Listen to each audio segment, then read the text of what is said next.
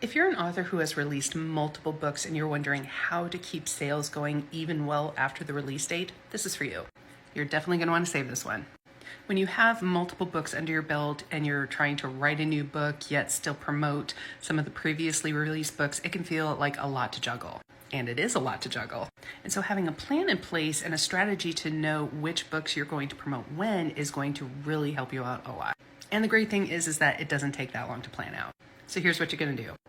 So the first thing is you want to get a big picture view so you can just kind of map out the year. And then let's say you know for sure that you have a new book coming out in February.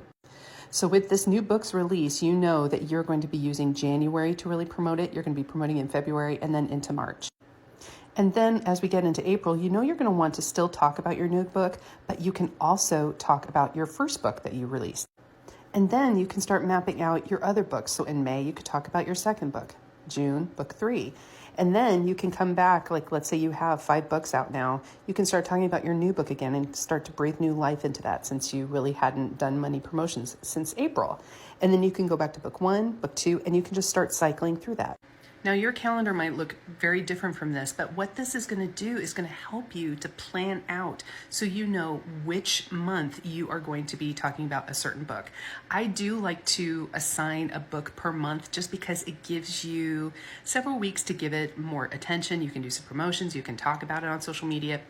You can create all sorts of different promotional things that you can do with it, but this gives you kind of that look to make sure that you're giving each book the attention that it needs to really boost the sales.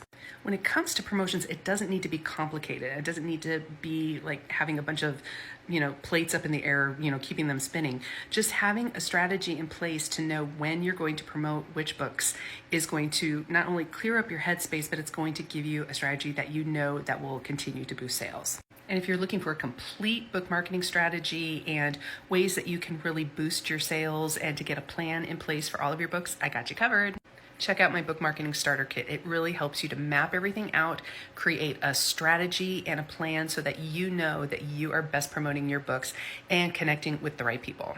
It really relieves the stress. It helps you to have a plan in place and it walks you through everything step by step. You're not going to be wondering, where do I start? How do I promote this thing? We got you covered. So go grab your copy in the link in my bio. And as always, follow along for more simplified book marketing and social media tips specifically for authors and writers.